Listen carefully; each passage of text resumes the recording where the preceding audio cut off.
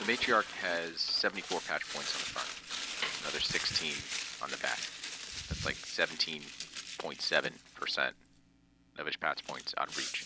Luckily, Voltage Vibes makes a little front-to-back module. Comes with a little rubber gasket hole from Molten himself that lets you kind of semi-permanently, or at least make it a little bit more easier, to route all of these patch points that are impossible to see when the synth is in use to the front. You can thread them through this little grommet rubber thing if you need to. Fortunately, the case that I've got has actually a little gap in the bottom of it that I can thread those cables right up through, so I don't need that. And now I can semi-permanently just solve this problem.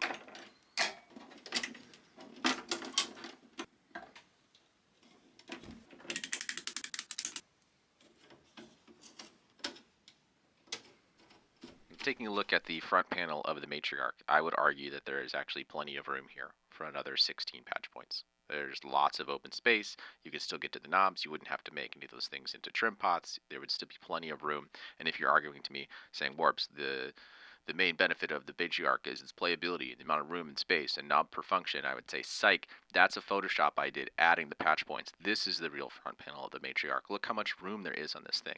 And if you add them, there's actually already a place that makes sense to put them. Like, it is not confusing to add those to the front. There is a logical place that there goes to. The fact that there are 4 gaps in the ARP section and 4 patch points on the back specifically relating to the ARP that could have gone there, to me, is like kind of mind-boggling.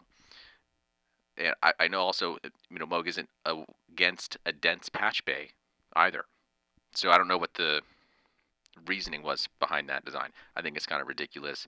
I'm glad it's solved within the concept and nature of this particular case. Now, Voltage Vibes a little $50-ish part, but I think the fact of the matter is that you shouldn't need to buy that. Like, just put them on the front.